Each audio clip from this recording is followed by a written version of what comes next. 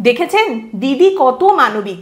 দিদি কিন্তু আপনাদের পাশেই দাঁড়াতে চেয়েছিলেন, দিদি কিন্তু আপনাদের টাকাটা দিতেই চেয়েছিলেন, ওরা দিতে দিল না। যারা মামলা করেছে তারা খারাপ, বিচারপতি খারাপ, সবাই খারাপ। যারা চাকরি হারিয়েছেন, যোগ্য ছিলেন কিন্তু চাকরি হারিয়েছেন, তারাও খারাপ। আসলে মুখ্যমন্ত্রী কিন্তু পাশে দাঁড়াতে চেয়েছিলেন, ওরা দাঁড়াতে দিল না। ওরা সব দুষ্টু লোক, ওরা বাজে লোক। ভাঙা রেকর্ডের মতো এই একই কথা বাজাটা আবারও শুরু হয়ে গেছে। এবং দেখুন এই রকম একটা রায় যে সামনে আসবে গ্রুপ সি গ্রুপ ডি কর্মচারী যারা চাকরি হারিয়েছেন তাদের ভাতা নিয়ে, সেটা আগে থেকেই মোটামুটি বোঝা যাচ্ছিল। এবং এই কথাটা আমি একা বলছি না, চাকরি হারিয়েছেন যারা যারা আন্দোলনে রয়েছেন, প্রতিবাদে রয়েছেন, তাদের মধ্যে থেকে একজন এই কথা বলছেন। এবং প্রথম দিন থেকে, যবে থেকে এই ঘোষণা সামনে এসেছে যে গ্রুপ সি গ্রুপ ডি চাকরিহারা কর্মচারীদের সরকারের তরফ থেকে ভাতা দেওয়া হবে, সেটা শোনার পর থেকেই বিশেষজ্ঞ বা উকিল যারা যারা এই ঘোষণার কথা শুনেছেন তারা বলেছেন, সাংবাদিক মানে যারা সাংবাদিকতা করেন তারা যারা প্রথম থেকে শুনেছেন তারাও এই একই কথা বলেছেন যে এই যে ভাতার ঘোষণা করা হলো, এই ঘোষণার 2 মিনিটের মধ্যে এই জিনিসটা চ্যালেঞ্জ করে আদালতে পৌঁছাবে, 4 মিনিটের মধ্যে এটার উপর কিন্তু একটা স্থগিতাদেশ চলে আসবে। কিন্তু আজ কয়েকটা বিষয় একটু ভালো করে খেয়াল করুন। এই ঘোষণাটা কিভাবে করা হয়েছিল।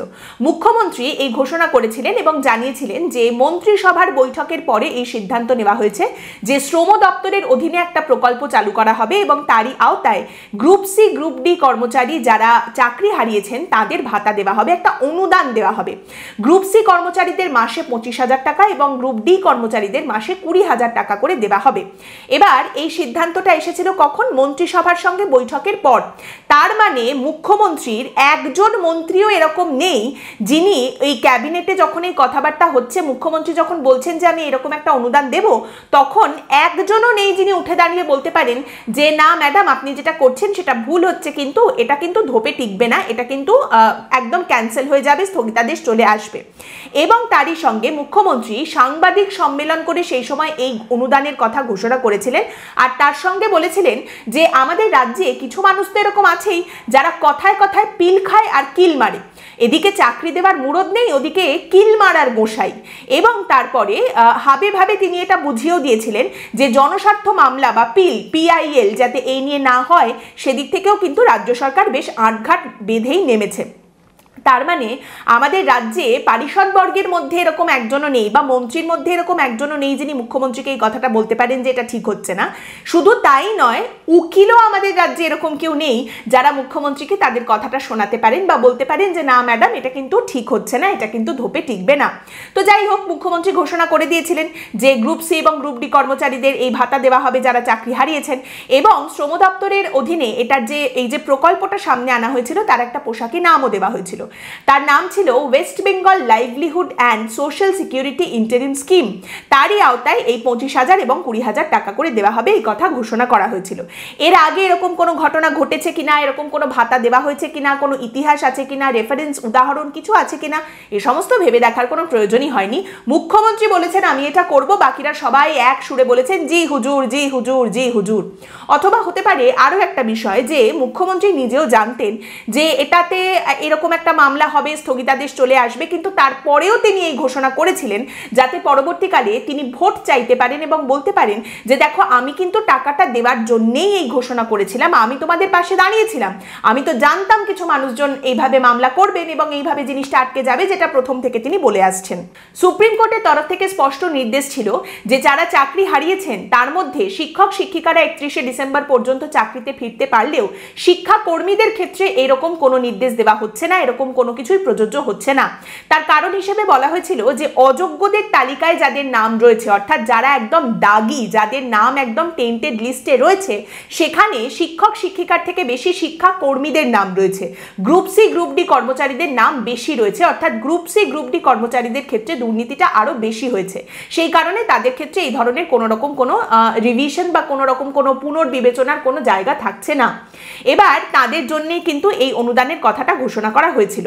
এবং এই অনুদান নিয়ে মামলাটা যখন প্রথম কলকাতা হাইকোর্টে যায়, প্রাথমিক পর্যবেক্ষণের পর বিচারপতি অমৃতা সিনহা রাজ্যকে উদ্দেশ্য করে বলেন এখনই কোনো টাকা দেবেন না। তারই সঙ্গে তিনি রাজ্যের কাছে জানতে চান এত তাড়াহুড়ো কি কারণে, সুপ্রিম কোর্টের নির্দেশটা সামনে এলো, তারপরে কোনো আলোচনা কোনো স্ক্রুটিনি না করেই এত তাড়াহুড়ো করে ভাতা দেওয়া হবে এই ঘোষণা করে দেওয়া হলো কেন। তারই সঙ্গে বিচারপতি রাজ্য সরকারের কাছে আরো বেশ কয়েকটা জিনিস জানতে চেয়েছেন।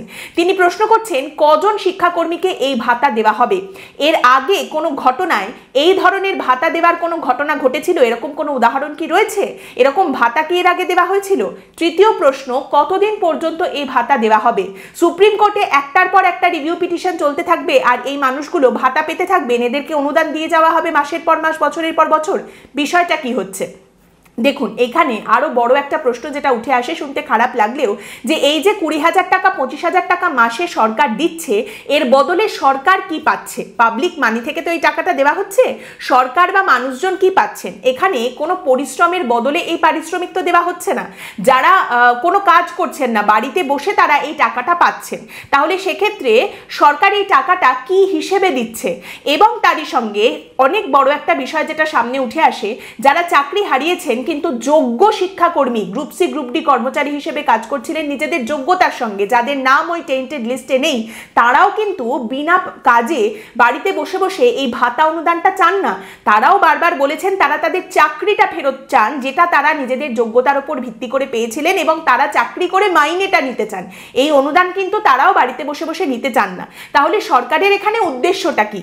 আজ ফাইনালি যে অর্ডার সামনে এসেছে কলকাতা হাইকোর্টে, বিচারপতি অমৃতা সিনহা যে অর্ডার দিয়েছেন বা যে নির্দেশ দিয়েছেন, সেখানে বলা হচ্ছে রাজ্য সরকারের এই গ্রুপ সি গ্রুপ ডি কর্মচারীদের প্রত্যেক মাসে অনুদান দেওয়ার যে সিদ্ধান্ত, তার উপরে অন্তর্বর্তী স্থগিতাদেশ দেওয়া হয়েছে। 26শে সেপ্টেম্বর বা যতদিন না পর্যন্ত আদালতের তরফ থেকে এই বিষয় নিয়ে অন্য কোনো নির্দেশ সামনে আসছে, ততদিন পর্যন্ত রাজ্য সরকার এখানে ভাতা দিতে পারবেন না। 4 সপ্তাহের মধ্যে রাজ্য সরকারকে হলফনামা জমা দিতে বলা হয়েছে আদালতে, এবং রাজ্য সরকার হলফনামা জমা দেওয়ার 15 দিনের মধ্যে মামলাকারীদের পাল্টা হলফনামা জমা দিতে হবে আদালতে। এবং শুরুতেই যেটা বললাম যে এই রকমই একটা রায় সামনে আসবে, এটাই মনে হচ্ছিল। এটা এখন একটা ইউনিভার্সাল ফিলিং।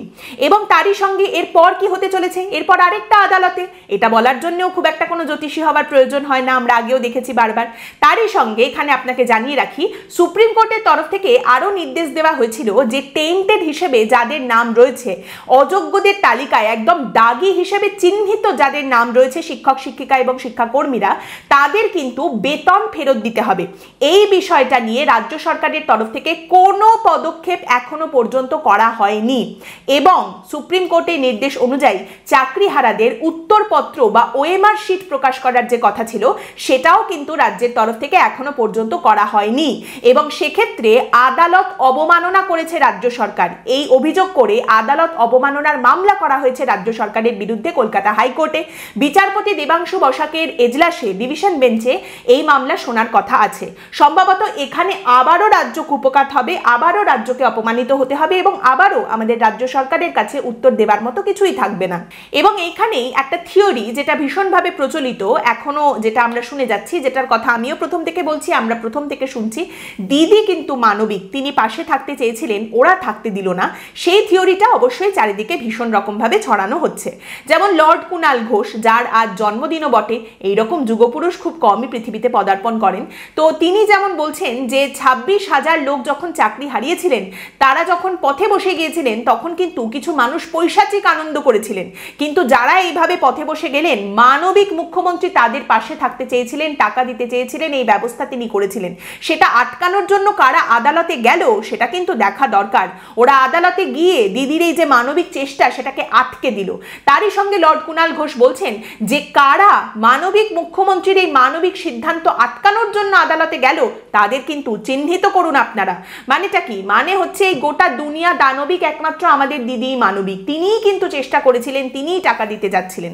হ্যাঁ ঠিক আছে, এখানে হয়েছে দুর্নীতি, সেই দলের তরফ থেকেই হয়েছে, তার দলের লোকজনই করেছেন, সেটা কোনো ব্যাপার নয়। দুর্নীতির জন্যই এতগুলো চাকরি গেছে, সেটাও কোনো ব্যাপার নয়। আলটিমেটলি দিদিই তো টাকাটা দিতে চাইছিলেন। যারা আদালতে গেলেন, যারা মামলা করলেন, তারাই হচ্ছেন আসল কালপ্রিট। হ্যাঁ, এইখানে আরেকটা জিনিস হতে পারে, এক হচ্ছে এইরকম নির্দেশ একখানা সামনে এলো, এক ঢিলে দুই পাখি, মানে একদিকে নবান্নের ওপর থেকে বেশ কয়েক হাজার কোটি টাকার একটা বোঝাও নেমে গেল এই মুহূর্তে, তার সঙ্গে আবার এটা বলার মতো জায়গাও তৈরি হয়ে গেল যে দিদি কিন্তু সাহায্য করতেই গিয়েছিলেন, ওরা করতে দিল না। আর্থিক বোঝার কথাই যখন হচ্ছে তখন আরেকটা খবর আপনাদের সামনে রাখি, খুব ইন্টারেস্টিং একটা খবর। দ্য ওয়াল সংবাদ মাধ্যম এই খবরটি প্রকাশ করেছে এবং সেখানে বলা হচ্ছে যে পশ্চিমবঙ্গ সরকারের সিকিউরিটিজের নিলামে পশ্চিমবঙ্গ সরকার আগামী 22 বছরের জন্য 2000 কোটি টাকার ঋণ তুলেছে এবং সেখানে এর জন্য যে সুদটা বরাদ্দ করা হয়েছে সেটা হলো 7.1096%। তবে শুধু এটাই নয়, জুন মাসের শুরুর দিকে রিজার্ভ ব্যাংক আরেকটা নিলাম করেছিল, সেখানে আরো 2000 কোটি টাকা তুলেছিল পশ্চিমবঙ্গ সরকার। অর্থাৎ সব মিলিয়ে জুন মাসে ঋণ ও ঋণপত্র মিলিয়ে 4000 কোটি টাকা তুলেছে পশ্চিমবঙ্গ সরকার। এবার কেন এই টাকা তুলেছে পশ্চিমবঙ্গ সরকার? সংবাদ মাধ্যমে স্পেকুলেট করা হচ্ছে, তারা এটা গেস করছেন যে এই টাকাটা ডিএ দেওয়ার জন্য হতে পারে। আবার অনেকেই বলছেন যে নির্বাচনের আগের বছর বলে কথা, কোথাও অন্য কোনো খাতে অন্য কোনো প্রকল্পে আরো বেশি করে টাকা ঢালার জন্য সরকার এই টাকা নিয়েছে, সেটাও হতে পারে। এই যে বাংলার বাড়ি প্রকল্প, সেখানে আরো বেশি বাড়ি দেওয়া হবে, এত এত টাকা দেওয়া হবে, সেটার জন্য সরকার এই টাকা নিয়েছে, সেটাও হতে পারে। মোদ্দা কথাটা হচ্ছে এই মুহূর্তে বেশ রাজ্য সরকারের কাছে তার মানে পর্যাপ্ত পরিমাণে টাকা আছে, যা তা করতে চায় রাজ্য সরকার, যেটা করতে চায় সেটাই সে করতে পারবে সেই টাকা দিয়ে। সেই টাকা কিন্তু সেই খাতেই সে ঢালতে পারবে। এবং তার পরিবর্তে কি হলো, পশ্চিমবঙ্গের মানুষের মাথার উপরে ঋণের বোঝাটা আরেকটু বেড়ে গেল।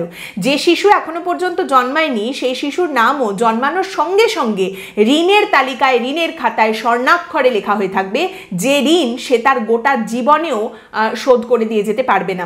বরং পরের জন্মে সে যদি ফিরে আসতে চায় আবার, তাহলে পরের জন্মে এসে তাকে ঋণটা শোধ করতে হবে। যদি সে পরের জন্মে আবার ফিরে আসতে চায় এই বাংলায় ধানসিঁড়িটির তীরে, তাহলে সেই শিশুর ওই শঙ্খচিল হয়ে ফিরে আসাটাই পরের জন্মে ভালো, মানুষ হয়ে এই পশ্চিমবঙ্গে না আসাটাই ভালো। আজকের পর্ব এখানেই শেষ করছি। আপনাদের মতামত এই পর্ব সম্পর্কে অবশ্যই জানাবেন। পরের দিন দেখা হবে অন্য একটি বিষয় নিয়ে আলোচনায়। ভালো থাকবেন।